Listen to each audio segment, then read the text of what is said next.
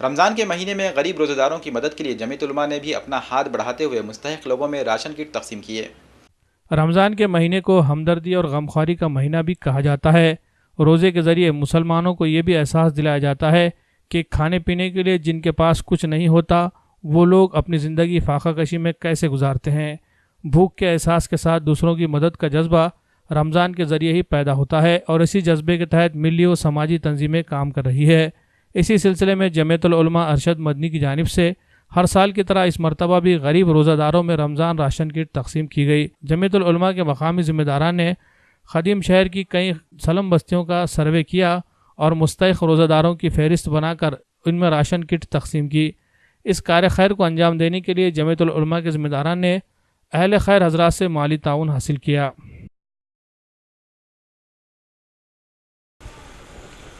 یہ راشن کٹ کا جو عمل جو ہے گزشتہ 5 سالوں سے جاری ہے۔ اقرا ایجوکیشن سوسائٹی پوسد ضلع یوتمل کی ان کے اس ٹرسٹ کے جانب سے ہر سال جو ہے غریبوں میں اناج تقسیم ہوتا ہے، جس میں گیہوں، چاول، تیل، نمک، مرچ، شکر، پتی اور میٹھا تیل، یہ ضروریات زندگی کے تمام سامان ساتھ میں رہتا ہے۔ اور اقرا ایجوکیشن سوسائٹی جو ہے یہ یوتمل ضلع سے پوسد سے تعلق رکھتی ہے، اور ماشاءاللہ آج کا عمل جو ہے نصر اللہ حسینی جو سر ہمارے موجود ہے ان کے ہاتھوں سے تقسیم کیا گیا۔ اور یہ خاص طور پر جو ہے اس علاقے کو جو ٹارگٹ بنایا گیا اس لیے کہ غریب اور مستحق علاقہ ہے، یہاں پر اکثر روز مزدوری کرنے والے لوگ رہتے ہیں، اور ایسے بھی بیوائیں ہیں جن کو جو مستحق ہیں، جن کو دینا بہت ضروری سمجھتے ہیں، اس لیے یہ جو ہے یہاں سے شروع کیا گیا ہے۔ گزشتہ 5 سالوں سے یہ عمل جاری ہے۔